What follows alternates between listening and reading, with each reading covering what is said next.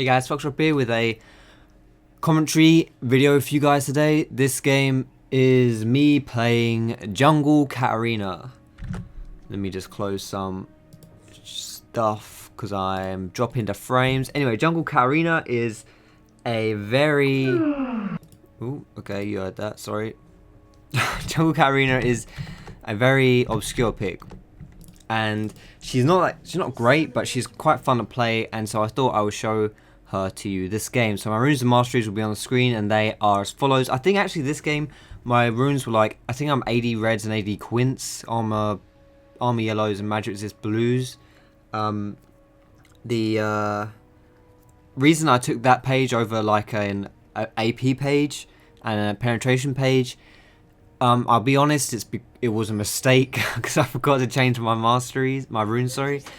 But it works really well actually. It's still a good page because of the fact that her W scales with AD, her ulti scales with AD, and she's, you know, AD page is always just good for clearing anyway because you're always basic attacking the jungle camp. So that was my rune page.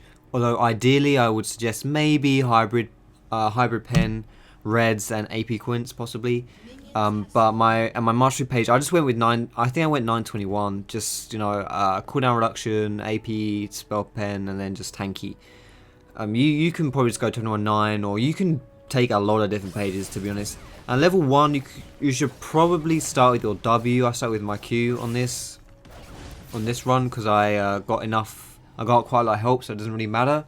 But already this game, playing it on my Smurf, and already we have 2 people in top lane because one person just troll picks, and then the last guy says, oh well, if we've got a troll team, I'm going to play any AD, or I'm going to play any bot lane. So already you guys say a lot of times, you say to me, what do you do when teams just troll, blah blah blah. Well, this is one of those troll games for you guys, so this is going to be an example of what to do with that stuff. So already with my clear, I just did a full clear starting at blue buff, and now because Swain died mid, I'm just gonna sit mid and I'm gonna soak up a bit of XP because that helps me with my to get to level 4. And Rengar actually has moved from top lane he went to bot lane, but he, as you'll see, kind of roams a lot of this game. He's not really doing anything proper. But I see a really good opportunity to gank top here because Jace is overextended, and Nasus is very easy to gank forward because of his Wither. His Wither is extremely powerful. And as you see, that's a very, very easy gank for me to pull off. I've got red buff, so as soon as I hit...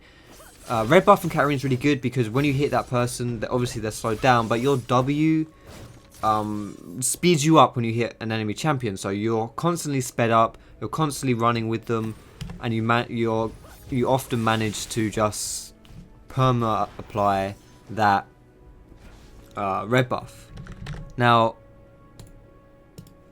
also on Katarina, the blue buff is really good as well because of the cooldowns. It reduces all your cooldowns, which is really, really good actually. When it's underrated on Katarina, blue buff is massively underrated because you don't have mana. So people are like, well, you don't have mana, what's the point? Like, you don't need blue buff, you don't have any mana regen. But people forget that blue buff gives you cooldown reduction, and when you don't have any resources, like Katarina has no resource, like no mana, energy, rage, or whatever, fury, cooldowns are the only things that limit you. So cooldown reduction, really good stat, and blue buff, therefore really good overall. Now I'm maxing my W just to improve my clearing in the jungle. It also happens to be pretty much the best thing to max in general on Katarina, just overall really good. And I'm rushing a Spirit of the Spectral Wraith. Now Spell Vamp is pretty good on Katarina anyway. It's got cooldown reduction on it, which is really good. Health regen, really nice. Obviously mana regen is wasted, but it's still a really good item on her. AP, really nice as well. So that's what I'm going to be rushing, and then I'm just going to be building as much AP as I can. So I'm just gifting away a blue buff to Swain. He actually got really lucky on that, at least at mid. I remember he leveled up to 6 as he killed her, which obviously gave him more health because Ignite was ticking on him. And also, because he hit 6, he was still going to die after leveling up. But because he got his crow form, he got crow form and yeah, survived off the creeps there, which is really lucky. But because I saw Zac go top just here, Zac went top for some reason to play with Nasus. because I know that he started a red buff, because he showed top at like, what was it, about 3-4 minutes he showed top, which means that he must have started, he ganked top at that time, which means he must have started at his red. He must have gone red, blue, top. So that must have been the path he took, which means that he, because he started at red buff, the red buff must have been respawning at about 7 minutes. So when I see that Zac goes top, I know that means that it is respawning at 7 minutes or so. And because our bot lane is pushing, doing really well, I see a good opportunity to go in here. We get a kill on Janna. Rengar goes a bit too greedy here. Although, as you see, I'm not really one to talk about greed. There's no real kill potential here. I think I can go for this. I massively overestimate my damage. I think I'll insta-gip her and jump away. But I leave her on like 150 health, which is a pretty big margin of error. If you're ever going to overestimate your damage, 150 damage overestimation is pretty huge. That's kind of inexcusable. That's just like poor play on my part. So I just got greedy. I thought I could insta-give her, but I couldn't. You know, obviously my runes don't really help with the fact that I don't have a lot of damage. But whatever. So I just got greedy and I died there. Take away this red buff, and I see that Jace is kind of being pushed quite hard by this Nasus. Nope. This way, camera. There we go. Oh, no, yep, okay, there we go. So he's being pushed by Nasus, and I'm like, do you want to dive? Do you want to dive this Jace? He's pretty squishy. This would be a pretty good opportunity to dive him. And Rengar comes along, and as soon as I see that Rengar's popped his ult, which is now, I'm like, just go on him. So Rengar jumps in, I jump in, Nasus jumps in, tank the tower, and we just, that's a really, really smooth kill. A really smooth kill onto the Jace. And so after that as well, we also get to take away this tower. So we take down a really nice kill on Jace. We take down the tower as well. So although as you see, I'm messing around here with the attack animation, so it makes the funny sound. There, I don't know why I'm doing this because we gotta get a tower anyway, so it doesn't matter. But I'm just having some fun. And then there's no real reason to back off from this top lane. If no one comes to stop us pushing, we can probably push down this tower here too. So I ward to make sure if someone does come, we know they're coming. And I look to possibly make a play on here as well. The Zac isn't exactly tanky just yet. I know we can maybe kill him. We can make him blow his ult anyway. I blow my ult.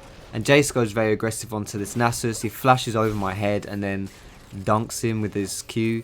But Rengar, this is kind of a misplay by Rengar here, where he was waiting off into the sidelines for a bit too long. Like, I think he was, I mean, he ended up he baited us a bit too hard, but I think he had something planned. Like he thought, you know, they would run away or something and he'd catch them off, which is, you know, that was his plan, which is fair enough. That's what he thought would happen, which unfortunately didn't happen that way. But we still managed to kill Jace, and we get that Zac to flash away. It's twice where I flashed for that Zac to try and kill him, and he just flashed away from me. So I'm a bit annoyed at that. Hopefully I get my revenge later on in the game. But I'm pretty fed this game, and I'm doing really well. I've got a decent amount of farm. My level is really good as well. I'm level 9, which is only one level behind highest level, so that's good. And I bought my spell pen boots because boots are really nice on the jungler. Just, you know, move speed obviously really nice, but just magic pen in general is very, very good on Katarina because her AP ratios are good but not amazing. And whenever that's the case, so someone like Elise as well suffers from that, spell pen is kind of a bit better because the AP doesn't really give you as much DPS. Unfortunately, Rengar gets a bit greedy here and jumps onto Janna, and then everyone just collapses onto him, and he dies instantly. So, unfortunately, we can't get a dragon out of that. But as soon as I know we're gonna have to back away from it, I just ward it. I ward up dragon, so that if they do go for it, because our Rengar just died, we've still got a ward on it. Now we were gonna go for this Elise mid, but I saw Annie in trouble. So now this is my time to try and mop up. And I get my revenge on the Zac finally. That was just a nice Annie insta-gibbed Janna, and then I managed to mop up 2 kills. Now a really nice thing about having the Spirit of the Spectral Wraith is that the way it's like Smite's best friend. Like it really is Smite's best friend. Obviously it reduces the cooldown of your Smite if you hover over the tooltip. It says, they go, reduces the cooldown of Smite by 20%, which is a pretty big deal. Like that's really nice. Its cooldown is about a minute, so 20% of that. it's really nice in general. It's about 20 seconds or so. I hope I haven't. Okay, that's not right at all. It's 1/5, not 1/3. I don't, just ignore me, guys. Never listen to Foxdrop. Ignore everything he ever says to you guys. But still, 20%. Okay, it's 12 seconds. Right. Okay, I'm an idiot. Whatever. Okay, I'm not here to teach you maths, guys. Stop judging me. 20% of smite. It's just like 10 seconds or so reduced off the time, which is, you know, that's really nice. But more importantly is spell vamp. It gives you 20% spell vamp, and your smite procs spell vamp. So whenever you smite, you get like a chunk of heal. So 20% spell vamp. Let's see, my smite does 760%. I don't know why I keep trying to do maths, but 20% spell vamp. My smite does 760 damage. So 20% of that would be roughly 150 heal. Roughly 150 heal. Now it's Annie. I just wanted that tower, and Annie goes proper balls deep and actually kills like proper man mode, but it works really awesomely.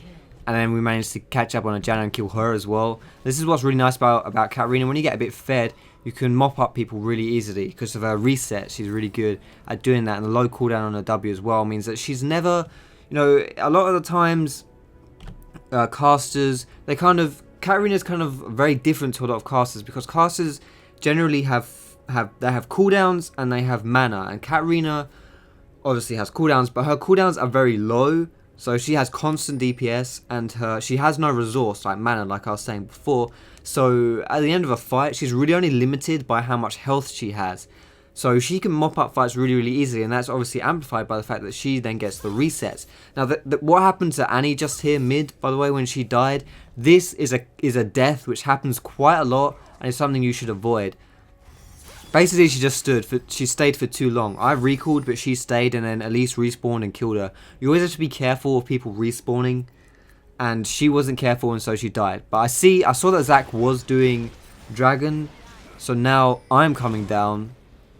I tried to help Nasus, but that's not going to work. But I just want to focus this Quinn, because if I focus that Zach, Quinn will just destroy me. So I focus Quinn, we kill him, and then I'm just killing this Quinn as well. Now I'm not scared at all, because I know I've got enough. I've got a health potion ticking, I've got spell vamp, and I'm pretty fed, so I've got a lot of damage.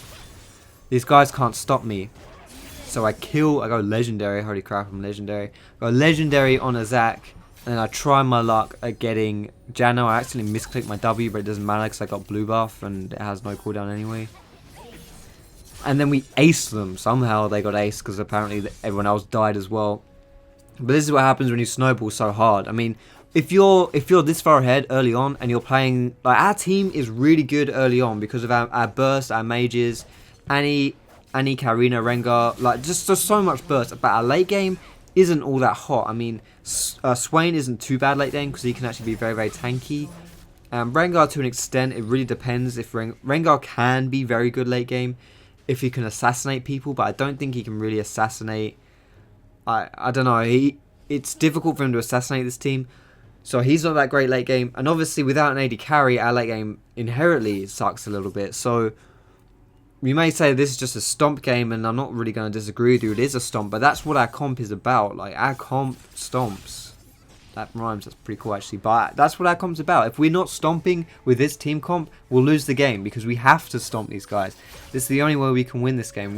That's why team comps like this aren't popular. They're not flavor of the month. The reason that AD carries are a part of the meta is because that's the best way to play. And the reason why it's the best way to play is because if you don't have an AD carry, you don't have a late game, really. That's pretty much the way it goes. So we have to stomp these guys early, or we'll just get stomped when it comes to the late game. And after my Spirit of the Spectral Wraith, I bought a Hornet Guys, like I was saying, because of the spell pen, which I mentioned earlier. Just a nice item in general, but I don't really need the Leandries. Leandries is okay, but it's not really... I'm not too worried about the Leandries, because I'm getting a Deathfire instead. I wanted a Deathfire just because I really like the cooldown reduction that it gives, and the fact that I can build it in small parts. Pretty much, well, obviously it's pretty much as small parts as Death Cap as well, so it doesn't really matter that much, I guess. But I kind of like Deathfire because I'm fed, I can assassinate people. That's really what I just want to be doing. But you can go for really any spell pen build, not just spell, any like caster build basically. Riley's maybe I don't really like Riley's anymore on Katarina, but whenever you're the jungler, your item builds are always slightly different. You always want a bit more utility when you're playing jungler, be a bit tanky. So Riley's isn't too bad. You know, death cap like I was saying, or as I've done, death fire grasp. And this is kind of cool. Like we get caught out here, and so I just press the oh crap button, which happens to be my ultimate, and suddenly they all die, and I don't, because I've got spell vamp, 20% spell vamp OP. And I just survived that. Like I'm pretty fed enough that we just collapse on them and we kill them. And if that doesn't cause a surrender vote, I don't know what will. Like in all honesty, these guys are just getting screwed over.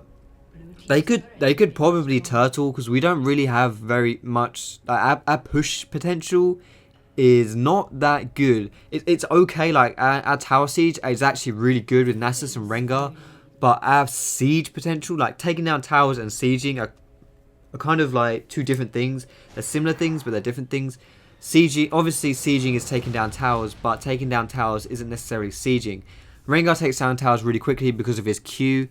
He, like as an auto attack reset, and also just because it does loads of damage. Nasus for the same reason, his Q, more damage, auto attack reset, especially if he was building what looks like a Iceborne. So they take down towers very, very quickly, but our sieging is atrocious because our wave clear is, from range anyway, is not great when you compare it. To be fair, our wave clear isn't the problem. The bigger problem is the fact that we have no ranged attacks to take down a tower. So someone like Jace, for example, would take down towers really, really quickly because of his ranged, his W in cannon form as well. It's easier for them to siege because siege comps are good where you can zone people with tanky characters and then just have like a Caitlyn, for example, sieging down the tower, taking down that tower, whittling away its health. We didn't have any of that. So if you don't have a good siege comp, you're pretty easy to turtle against, which is what the enemy team probably could have done if they didn't want to surrender, but you can't really blame them for surrendering either. So that was my Katarina jungle commentary, guys. Just a quick commentary for you guys. Hopefully you enjoyed it. Katarina jungle is actually quite fun to play, but she's not amazing by any means, but she is still quite fun. Like I said 5 seconds ago, yep, she hasn't, her fun level hasn't changed from the 5 seconds I said it before. I obviously just had to say it a second time. But yeah, so Katarina jungle. Hope you enjoyed the video, guys. Hope you found it useful. Please come follow me on my Facebook and on my Twitter as well, because I want to get more actively involved in those kind of things in my social medias. But thank you for watching, guys. I hope you enjoyed the video, and I will see you in my next video.